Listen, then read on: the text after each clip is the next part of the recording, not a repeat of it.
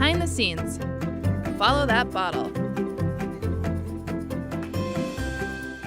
Hi, I'm Blair Rainsford, an editor at Scholastic News.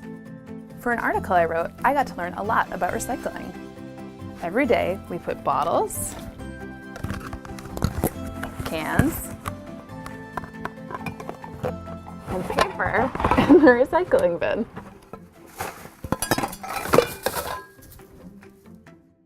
But then what? I wanted to find out what happens to our recyclables after the trucks drive away. I started by doing research. I read articles and took notes.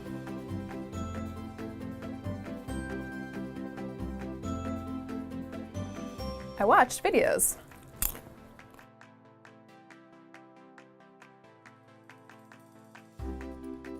I interviewed an expert. I also got to do something extra cool. I got to go to a real recycling center. So come with me to see what happens to our bottles and cans once we send them on their way.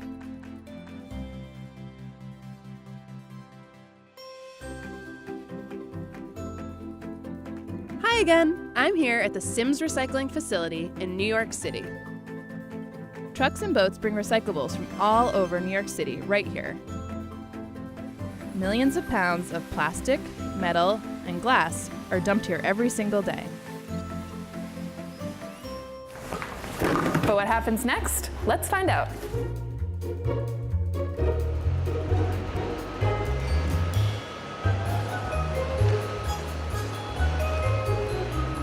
Here we are on the tipping floor.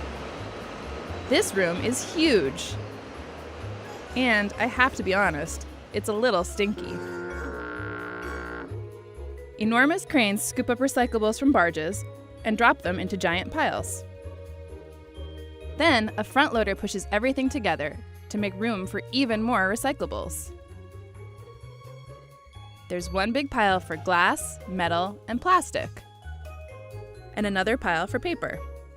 Paper goes off somewhere else to be recycled. But all the glass, metal, and plastic get sorted right here at Sims. Time to start sorting. The front loaders scoop up the bags and drop them onto a thick moving band called a conveyor belt. The conveyor belt carries everything into the sorting room. The sorting room is like a maze of machines and conveyor belts. The machines separate out the recyclables and send them on different paths, depending on what they are made of. Whoa, it's loud in here! What? The first machine is the shredder. The shredder tears open any plastic bags and dumps out all the recyclables. Next, the recyclables go over a rack of spinning metal wheels. The metal and plastic pass over the wheels, but all the glass gets broken and falls down onto another conveyor belt. This long, long belt sends the glass away to get crushed into smaller pieces. Meanwhile, the rest of the recyclables go through my favorite machine, a giant spinning magnet. Metal objects stick to the magnet, but plastic objects don't. The magnet picks up the metal and drops it onto another belt, leaving the plastic behind. The plastic is all sent under a special camera. The camera can tell if the recyclables are made of heavy plastic or light plastic. Then another machine shoots jets of air at them to blow them into separate bins. The recyclables go through a few more sorting machines. They go by people, too. They are called inspectors. The inspectors pull out anything that isn't supposed to be there. Sometimes they find some really weird things, like bowling balls, trophies, and wigs. Hey, look, a basketball! Finally, the recyclables are all sorted. The glass is all crushed up into tiny pellets.